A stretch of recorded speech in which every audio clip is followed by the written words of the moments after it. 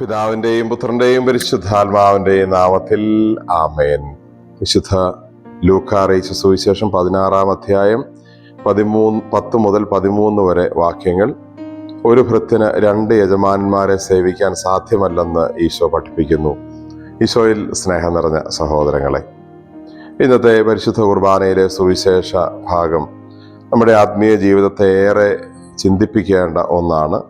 പ്രത്യേകിച്ച് നമ്മുടെ ഭൗതികമായ ചിന്തകളെ മാറ്റി ദൈവത്തിലേക്ക് കൊണ്ടുപോകുന്നതിൽ നമ്മളെ ഏറെ സഹായിക്കുന്ന തിരുവചനമാണിത്. സൂചിപ്പിച്ചതുപോലെ ഈശോ പറയുന്നു, നിങ്ങൾക്ക് 2 യജമാനന്മാരെ ഒരേപോലെ ഒരേ സമയം സേവിക്കാൻ സാധിക്കുകയില്ല. ദൈവത്തെയും ധനത്തെയും ഒന്നിച്ച് സേവിക്കാൻ നിങ്ങൾക്ക് കഴിയുകയില്ല എന്ന് ഈശോ ആ 2 യജമാനന്മാർ ആരൊക്കെയാണെന്നും പറയുന്നു. ദൈവവും ധനവും. ദൈവത്തെ ഏറ്റവും വലിയ ധനമായി കാണുമ്പോൾ കുഴപ്പമില്ല. മറിച്ച് ധനത്തെ ഏറ്റവും വലിയ ദൈവമായി തോന്നി തുടങ്ങിയാൽ അത് തെറ്റാണെന്ന് മാത്രമല്ല, നമ്മുടെ പതനത്തിൻ്റെ തുടക്കം കൂടിയാകും. ഇതാണ് പ്രത്യേകമായി ശ്രദ്ധിക്കേണ്ട കാര്യം. നമുക്ക് സുരക്ഷിതമായിരിക്കാനുള്ള വഴി ദൈവത്തെ ഏറ്റവും വലിയ ധനമായി കാണുക. മറിച്ച് ഈ ഭൂമിയിലെ സമ്പത്തിനെ ഏറ്റവും വലിയ ദൈവമായി കാണാൻ തുടങ്ങിയാൽ അത് നമ്മളെ നാശത്തിലേക്ക് നയിക്കും.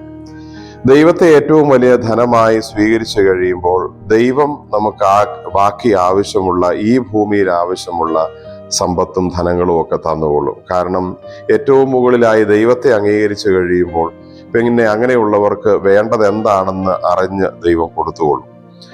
സേവിക്കുക എന്നൊരു വാക്കാണ് ഈശോ പറയുന്നത്. ദൈവത്തെയും ധനത്തെയും ഒന്നിച്ച് സേവിക്കാൻ നിങ്ങൾക്ക് സാധിക്കുകയില്ല.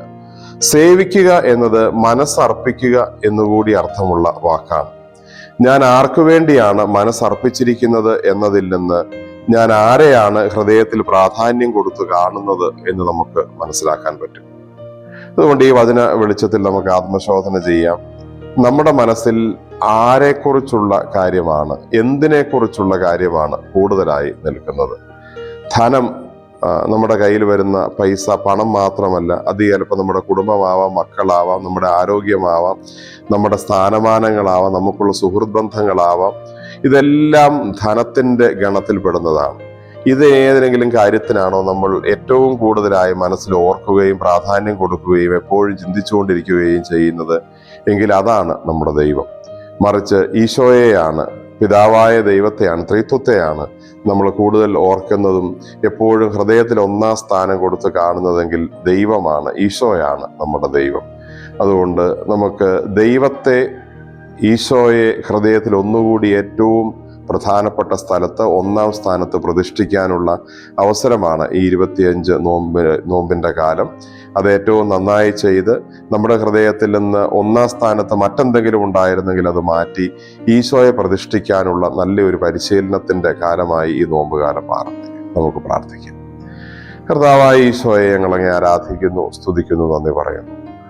ഞങ്ങളുടെ ജീവിതത്തിൽ, ഒരുപക്ഷെ ഈ ലോക ജീവിതത്തിൻ്റെ ചുറ്റുപാടുകളിൽ ഞങ്ങളുടെ മനസ്സിൽ മറ്റെന്തെങ്കിലും കാര്യങ്ങൾ അങ്ങയുടെ സ്ഥാനം കവർന്നെടുത്തിട്ടുണ്ടെങ്കിൽ, 1-ാം സ്ഥാനത്ത് കയറി പറ്റിയിട്ടുണ്ടെങ്കിൽ, കർത്താവ് ഈ നോമ്പ് കാലത്ത് ആത്മപരിശോധന നടത്തി അതിനെ അവിടെ നിന്ന് മാറ്റി വീണ്ടും അങ്ങയെ 1-ാം സ്ഥാനത്ത് പ്രതിഷ്ഠിക്കുവാനും, ഞങ്ങൾക്ക് 2 യജമാനന്മാരില്ല, ഒരു യജമാനനേ ഉള്ളൂ എന്ന സത്യം ഹൃദയത്തിൽ അംഗീകരിച്ച് അതിനനുസരിച്ച് വിശുദ്ധമായി ജീവിക്കാൻ ഞങ്ങളെ എല്ലാവരെയും സഹായിക്കണം.